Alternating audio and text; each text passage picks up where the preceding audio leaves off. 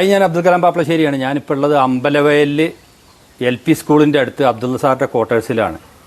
ഇവിടെ ഒരു വ്യത്യസ്തരായ ഒരു അമ്മയും മോളുണ്ട്. ഇവരെ രണ്ടാളും ഒന്ന് പരിചയപ്പെടുത്തി തരാം കേട്ടോ. അതിന് വേണ്ടിയിട്ടാണ് അവരുടെ ക്വാർട്ടേഴ്സിലേക്ക് ഞാൻ വന്നിട്ടുള്ളത്. ഒന്ന് നോക്കാം അവരെ.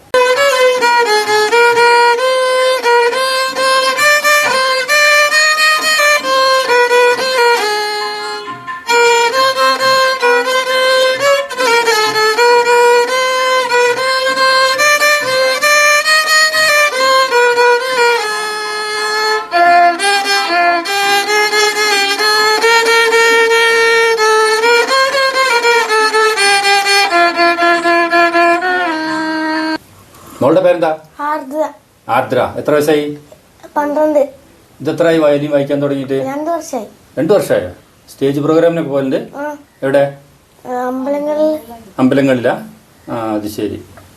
എല്ലാവരും എപ്പോഴും പരിപാടി ഉണ്ടാവലുണ്ടോ? എത്രാം ക്ലാസ്സിലാണ് പഠിക്കണേ? 7ാം ക്ലാസ്സിൽ എത്തിയിട്ടുള്ളൂ അല്ലേ? ഇനി 8ലേക്ക് അല്ലേ?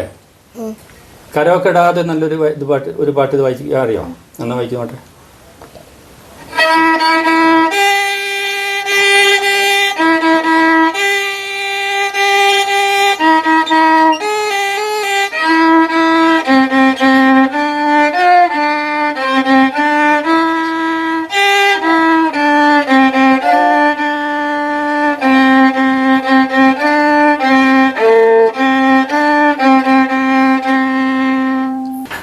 ഇനി ഞാൻ വ്യത്യസ്തമായ വേറൊരാളെ കാണിച്ചു തരാം. എന്തായിരുന്നു പേര്?